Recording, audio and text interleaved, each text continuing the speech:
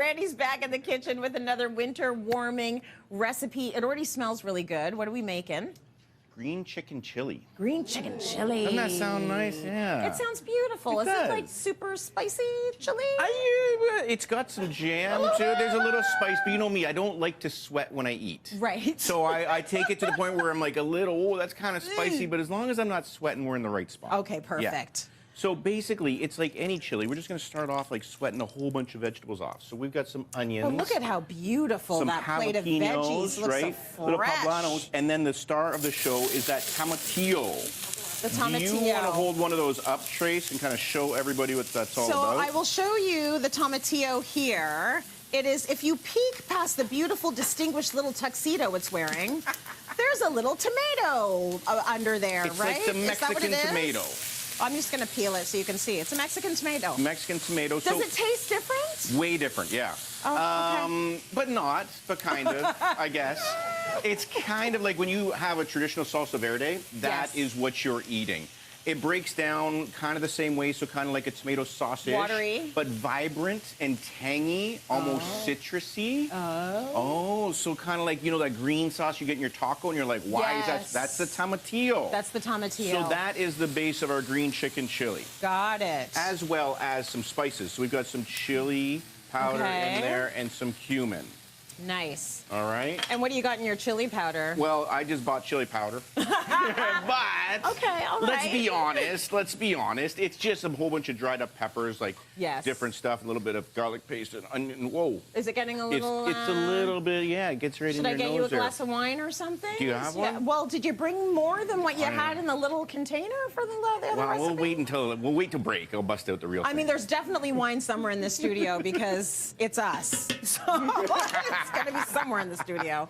We'll break it out after. So we got all of the good fresh stuff. We got the fresh stuff in there. Sautéing. We gotta talk chicken. It's a chicken chili, right? Let's talk chicken. Chicken thighs. It's the best. Stop buying chicken breasts. They're too expensive. This is value driven. And they're like the best when you braise them. They also, I go bone in, skin on, because that's the best price. Okay. And the bones are gonna help fortify this chicken stock. So we're just gonna put these on top of there. Get the club pack. Right, get the big pack. Get it on and then special. The skins are very, very, very special. Don't be throwing those away. Put them on a baking tray, right, with some parchment so your wife doesn't yell at you. Hold that up, yeah. Like that, and just naked.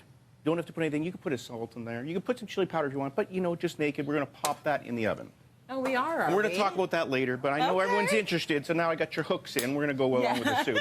So we got a little bit of chicken stock here, and then we're also going to hit it with some lime zest. Can you pass me a lime? There you go. There we go. So hit this with some lime zest. All the green things, which I think is nice this time of year, because we always think fresh or green when it comes to spring, but in the middle of winter, this is actually what you need. It is what you need. All of these colors and all these flavors. It kind of feels dark and gloomy, right? A little but when you have the green chicken chili sitting on your stove, all of a sudden things get brightened. So that's basically done. We're going to steam that and let it cook for about 45 minutes, and then we're going to pull the chicken out, shred it up, put it back in, but make sure you take the bones out. Yes. Unless you want to leave them in, it doesn't bother me. Oh, you can do that too. It's a garnish, I guess. I don't know. Take the bones out. And then when we're close to finish, we add some white beans, right? And this is our base, which is a glorious little base. It's full of vegetables. We got the heat. We got the chicken, the chilies, right? It's vibrant. It's gorgeous. But we can't stop there because your kids aren't really going to be gobbling this down. They need a little something, something, don't they? A little heavier. Before you get to the next step, would you ever try this in a slow cooker? Oh, sure. Yeah? Sure. And just let it sit there and simmer and do its thing? Yeah, I mean, because there's not a lot of skill involved here. Just being honest. What you say, we're just going to cook the chicken until it's done, and then we're going to shred it up. We're going to put it back in. We're going to add the canned white beans.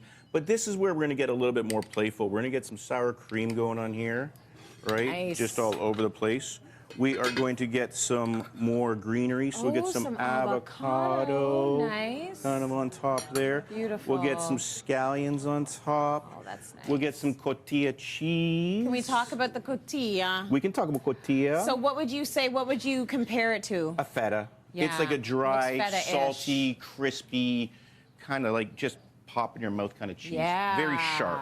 And then we got to go with a little bit of cilantro, right? Just drop this on. And now we can see like that base is like kind of gorgeous underneath, but it's all the toppings that are kind of making this. That's and beautiful. you could go with your average tortilla chip. Yeah. Or you could take those chicken skins out of the oven that are now That's what shatteringly happened? crisp, right? And you could just kind of like drop those on top of there. Very cool. And now you have a real chicken chili. That's beautiful. Right. Oh, I want to try some of that. Okay, the recipe is on cityline.tv, and the thing that makes me so like enamored with this is he didn't deep fry this; he just baked it, and that's how it came out. Very cool.